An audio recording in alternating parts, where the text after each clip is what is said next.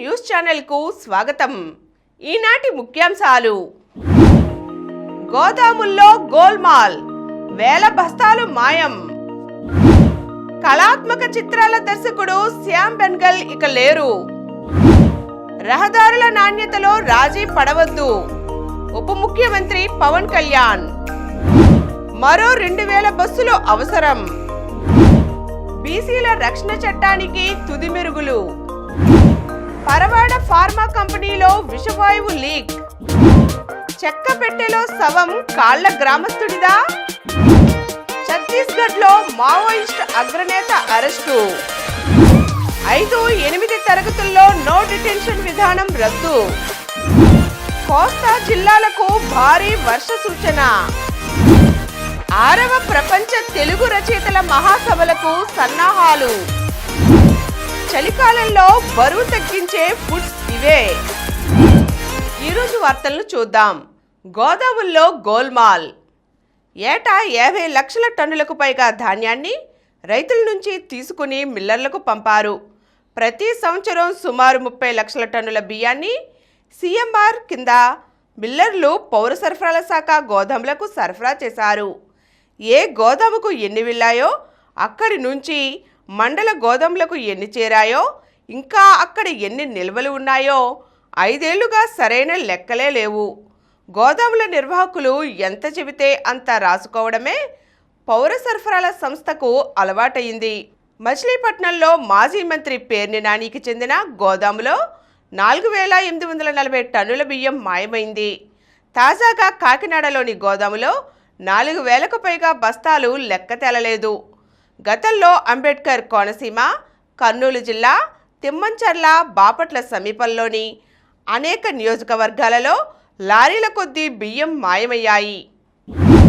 కళాత్మక చిత్రాల దర్శకుడు శ్యామ్ బెనగల్ ఇక లేరు. భారతీయ సినిమాను అంతర్జాతీయ వేదికలపై నిలబెట్టి సత్తా చాటిన హైదరాబాదీ సమాంతర చిత్రాలతో ఎన్నో కథలు, పాత్రలకు సజీవ రూపమిచ్చిన సినీ మాంత్రికుడు శ్యామ్ బెనగల్ ఇక లేరు. ప్రకటనలు, డాక్యుమెంటరీలతో ప్రయాణం మొదలుపెట్టిన ఆయన క్లాసిక్ చిత్రాల దర్శకుడిగా గుర్తింపు పొందారు. ధారావాహికలపైన తనదైన ముద్ర వేశారు. కొంతకాలంగా కిడ్నీ సంబంధిత వ్యాధితో బాధపడుతున్న ఆయన ముంబైలోని ఓ ఆసుపత్రిలో చికిత్స పొందుతూ సోమవారం సాయంత్రం 6:30 గంటలకు కన్నుమూశారు. శ్యామ్ బెనగల్ 1934 డిసెంబర్ 14న హైదరాబాద్లో జన్మించారు. కళాత్మక చిత్రాలకు పెట్టింది పేరైన శ్యామ్ బెనగల్ తీసిన సినిమాలు, డాక్యుమెంటరీ చిత్రాలకు జాతీయ, అంతర్జాతీయ పురస్కారాలు వరించాయి. సినీ రంగానికి ఆయన చేసిన సేవలకు గాను భారత ప్రభుత్వం 1976లో ఆయనకు పద్మశ్రీ, 1991లో పద్మభూషణ్ పురస్కారాలతో సత్కరించింది. సినీ రంగంలో అత్యున్నత పురస్కారమైన దాదాసాహెబ్ ఫాల్కే పురస్కారం 2005లో ఆయనను వరించింది. 2013లో ఏఎన్ఆర్ జాతీయ పురస్కారంతో ఆయనను గౌరవించారు. బెనగల్ రాజ్యసభ సభ్యుడిగాను సేవలందించారు. ఆయన మృతిపై రాష్ట్రపతి ద్రౌపది ముర్ము, ప్రధాని మోదీతో పాటుగా పలువురు సినీ, రాజకీయ ప్రముఖులు సంతాపం వ్యక్తం చేశారు. నాస్తిక కేంద్రం ప్రారంభించి 85 సంవత్సరాలు అయిన సందర్భంలో 12వ ప్రపంచ నాస్తిక మహాసభలు 2025 జనవరి 4-5 తేదీలలో విజయవాడ నాస్తిక కేంద్రంలో positive atheism, critical thinking and secular reform అంశం మీద నిర్వహించబడును. Registration fee 800 rupees. వసతి అవకాశాన్ని బట్టి ప్రతినిధులు ఏర్పాటు చేసుకొనగలరు. మహాసభలలో పాల్గొనదలుచువారు ఆన్లైన్లో రిజిస్ట్రేషన్ చేసుకోగలరు. స్పాట్ రిజిస్ట్రేషన్ అవకాశం కూడా కలదు. ఆన్లైన్లో రిజిస్టర్ చేసుకున్నవారు మహాసభల రిసెప్షన్ కౌంటర్ వద్ద తమ రిజిస్ట్రేషన్ను ధృవీకరించుకొనగలరు. ముఖ్య గమనిక: ప్రతినిధులు తమ ప్రయాణ వివరాలను రిజిస్ట్రేషన్ సమయంలో తప్పనిసరిగా తెలియజేయగలరు. మరిన్ని వివరాల కోసం ఈ క్రింది నంబర్లను సంప్రదించగలరు. జి నియంత 9490754655, శ్రీమతి రష్మి 98490 8173. హరిసుబ్రహ్మణ్యం 9390577119. డాక్టర్ మారు 9848012127. రహదారుల నాణ్యతలో రాజీ పడవద్దు. పల్లెదారులకు మోక్షం లభించింది. ఉప ముఖ్యమంత్రి పవన్ కళ్యాణ్ వచ్చి రహదారులను పరిశీలిస్తుండడంతో అధికారులు ఉరుకులు పరుగులు పెడుతున్నారు. రహదారుల నాణ్యతపైన దృష్టి సారిస్తున్నారు. తాజాగా కృష్ణా జిల్లాలో పవన్ సోమవారం నాడు సుడిగాలి పర్యటన నిర్వహించారు. పెనమలూరు నియోజకవర్గంలోని గ్రామీణ ప్రాంతాల్లో చేస్తున్న రహదారుల పనులను తనిఖీ చేశారు. నాణ్యత విషయంలో రాజీ పడవద్దని అధికారులకు సూచించారు. పల్లె పండుగ కార్యక్రమంలో పవన్ పలు రహదారుల నిర్మాణానికి వేదికపై నుంచి హామీ ఇచ్చారు. ప్రస్తుతం ఈ రహదారి పనుల నాణ్యత పరిశీలించేందుకు ఆయన పెనమలూరు వచ్చారు. సీసీ రహదారులు ఎంత మందంగా వేశారు, నాణ్యత ప్రమాణాలు పాటించారా అనే అంశాలను కాలువల దగ్గర కూర్చుని మరీ కళ్యాణ్ పరిశీలించారు. గుడివాడ నియోజకవర్గ పరిధిలోని గ్రామీణ ప్రాంతాల తాగునీటి పథకాల అమలు తీరును పవన్ పరిశీలించారు. మరో 2000 బస్సులు అవసరం. ఆర్టీసీ బస్సుల్లో మహిళలకు ఉచిత ప్రయాణ పథకం అమలు చేస్తే రోజుకు సగటున 10 లక్షల మంది వరకు ప్రయాణికుల సంఖ్య పెరుగుతుందని అధికారులు అంచనా వేశారు. ఇప్పుడున్న వాటికి అదనంగా 2000 బస్సులతో పాటు 11,500 మంది సిబ్బందిని నియమించాలని భావిస్తున్నారు. ఎంత రాబడి తగ్గుతుంది, ఏ బస్సులకు డిమాండ్ ఏర్పడుతుందనే వివరాలతో ఆర్టీసీ అధికారులు ప్రాథమిక నివేదికను ప్రభుత్వానికి సమర్పించారు. ఛత్తీస్గఢ్లో మావోయిస్ట్ అగ్రనేత అరెస్టు. తెలంగాణ రాష్ట్రానికి చెందిన మావోయిస్ట్ అగ్రనేత బల్మూరి నారాయణరావు అలియాస్ ప్రభాకర్ను ఛత్తీస్గఢ్ పోలీసులు సోమవారం నాడు అరెస్ట్ చేశారు. ఆయనపై ఛత్తీస్గఢ్ ప్రభుత్వం 25 లక్షల రివార్డు ప్రకటించింది. ఇతర రాష్ట్రాల ప్రభుత్వాలు కూడా ఆయనపై రివార్డులు ప్రకటించాయి. కొన్ని రోజులుగా ఆయన కదలికలపై నిఘా పెట్టిన పోలీసులు కాంకేర్ జిల్లా అంతగర్ పోలీస్ స్టేషన్ పరిధిలో ఆయనను అరెస్ట్ చేశారు. 6వ ప్రపంచ తెలుగు రచయితల మహాసభలకు సన్నాహాలు. దేశవ్యాప్తంగా ఈ ఏడాది 300 మందికి పైగా తెలుగు విద్యార్థులు మహాసభల్లో పాల్గొంటున్నారు. వీరికి మాతృభాషలోని 10 అంశాలపై 2 రోజులు శిక్షణా తరగతులు ఏర్పాటు చేస్తున్నారు. కవిత్వం, కథ, నవల, పద్యం, వ్యాసరచన, జర్నలిజం, పరిశోధన, భాష, సాహిత్యం, చరిత్ర అంశాలలో శిక్షణ ఇస్తారు. ఈసారి కొత్తగా యువ కవులతోనూ కార్యక్రమాలను రూపొందించారు. 170 మంది యువ కవులతో ప్రత్యేకంగా యువగల సమ్మేళనం నిర్వహిస్తున్నారు. పర్యావరణమే ప్రధాన అంశంగా ఉండబోతోంది. ఈ సభలు ఈ నెల 28, 29 తేదీలలో విజయవాడ కేంద్రంగా నిర్వహిస్తున్నారు. కోస్తా జిల్లాలకు భారీ వర్ష సూచన. బంగాళాఖాతంలో తీవ్ర అల్పపీడనం కొనసాగుతున్న నేపథ్యంలో రాష్ట్రంలో కోస్తా జిల్లాలకు భారీ వర్షాల ముప్పు పొంచి ఉంది. ఏపీ, ఉత్తర తమిళనాడు తీరాల వైపు అల్పపీడనం పయనిస్తుందని వాతావరణ శాఖ అంచనా వేస్తోంది. ఇది మళ్లీ బలపడుతుందా లేక బలహీనపడుతుందా అనే దానిపై స్పష్టత లేదు. ప్రస్తుతం తీరానికి సమీపంలో కదులుతున్న నేపథ్యంలో మేఘాలు కమ్ముకుని చలిగాలులు వీస్తున్నాయి. దీని ప్రభావంతో గురువారం వరకు రాష్ట్రంలో విస్తారంగా వర్షాలు కురుస్తాయని వాతావరణ శాఖ పేర్కొంది. 5, 8 తరగతుల్లో నో డిటెన్షన్ విధానం రద్దు. ప్రాథమిక విద్యకు సంబంధించి కేంద్ర ప్రభుత్వం కీలక నిర్ణయం తీసుకుంది. పాఠశాలల్లో 5, 8 తరగతులకు నో డిటెన్షన్ పాలసీని రద్దు చేసింది. దీని ప్రకారం ఈ 2 తరగతులకు చెందిన విద్యార్థులు పై తరగతులకు వెళ్లేందుకు తప్పనిసరిగా పరీక్షల్లో ఉత్తీర్ణత సాధించవలసి ఉంటుంది.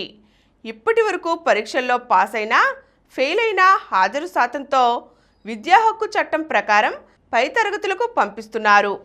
కేంద్ర ప్రభుత్వం జారీ చేసిన నోటిఫికేషన్ ప్రకారం సాధారణ పరీక్షల్లో విద్యార్థి అనుత్తీర్ణులైతే మళ్లీ పరీక్ష రాసేందుకు అవకాశం కల్పిస్తారు. ఒకవేళ రెండోసారి రాసే పరీక్షలోనూ అనుత్తీర్ణులైతే వారు 5, 8 తరగతులే మళ్లీ చదవవలసి ఉంటుంది.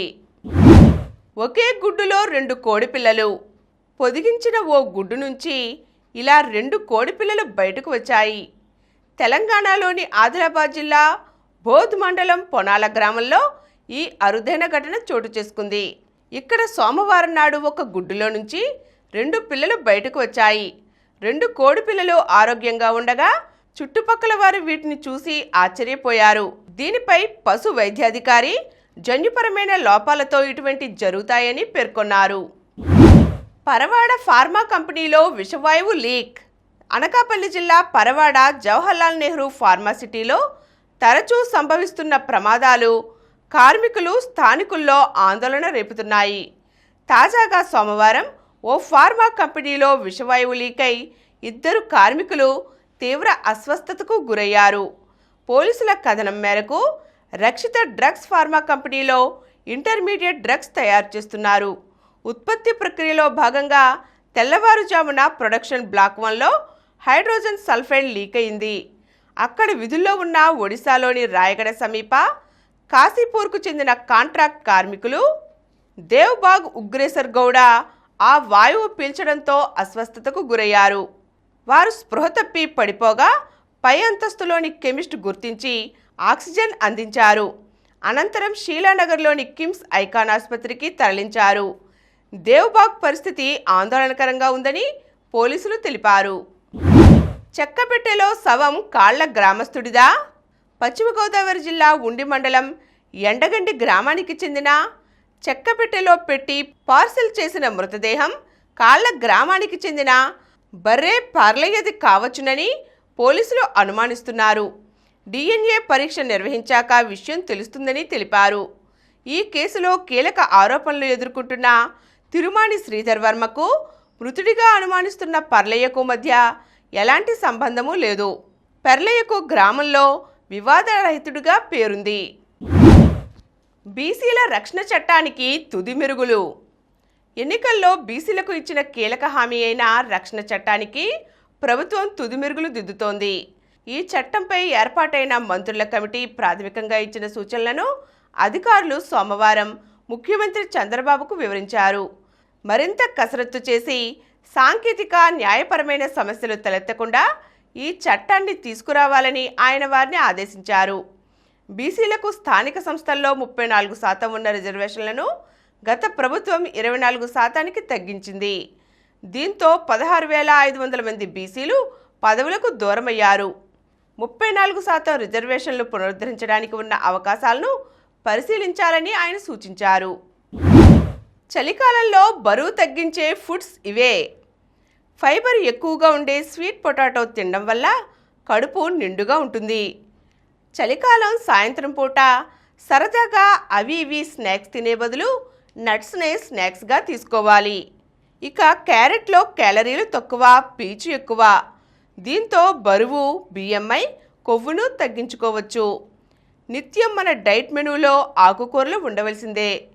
వీటిలో నీరు, విటమిన్లు, మినరల్స్ ఆకలిని సంతృప్తిపరిచి జీర్ణశక్తిని పెంచుతాయి. చలికాలంలో వచ్చే మలబద్ధక సమస్యను తగ్గిస్తాయి. బీట్రూట్లో నీరు, ఫైబర్, ప్రోటీన్ ఉంటాయి. అలాగే కాజు, బాదం, అవిసెలకు ఈ చలికాలంలో ప్రాధాన్యం ఇవ్వడం మంచిది. ఇప్పుడు కొన్ని సంక్షిప్త వార్తలు చూద్దాం. 2 నుంచి విజయవాడ పుస్తక మహోత్సవం. విజయవాడలో ఇందిరాగాంధీ మున్సిపల్ స్టేడియంలో 2025 జనవరి 2 నుంచి 12 వరకు బుక్ ఫెస్టివల్ జరగనుంది. యూపీలో 3 ఖలిస్తానీ ఉగ్రవాదుల ఎన్కౌంటర్. ఉత్తరప్రదేశ్లో సోమవారం తెల్లవారుజామున భారీ ఎన్కౌంటర్ జరిగింది. ఈ ఘటనలో 3 ఖలిస్తానీ ఉగ్రవాదులను యూపీ, పంజాబ్ పోలీసులు మట్టుబెట్టారు. సెమీస్లో ఢిల్లీ. ప్రో కబడ్డీ సీజన్ 11లో దబాంగ్ ఢిల్లీ సెమీఫైనల్లో చోటు దక్కించుకుంది. సోమవారం ఆ జట్టు 41-35తో గుజరాత్ జెయింట్స్ను ఓడించింది. రుద్రాంక్ష్ ప్రపంచ రికార్డు. జాతీయ షూటింగ్ ఛాంపియన్షిప్లో జూనియర్ విభాగంలో రుద్రాంక్ష్ పాటిల్ ప్రపంచ రికార్డు నెలకొల్పాడు. సోమవారం నాడు 10 మీటర్ల ఎయిర్ రైఫిల్ ఫైనల్లో 254.9 పాయింట్లతో అతడు స్వర్ణం గెలిచాడు. ఈ క్రమంలో షెంగ్ లిహావో పేరుట ఇప్పటికే ఉన్న జూనియర్ రికార్డును బద్దలు కొట్టాడు. మరిన్ని వార్తా విశేషాలతో రేపటి సమరం న్యూస్లో తిరిగి కలుద్దాం. Thank you. ప్రతిరోజు వార్తా విశేషాల కోసం అనతి కాలంలోనే 20 కోట్ల వ్యూస్ సాధించిన సమరం ఛానల్ సమర్పించు సమరం న్యూస్ ఛానల్కు సబ్స్క్రైబ్ చేయండి, లైక్ చేయండి, మీ ఫ్రెండ్స్కి షేర్ చేయండి. అలాగే ప్రక్కనున్న గంట సింబల్ని ప్రెస్ చేయడం మర్చిపోకండి.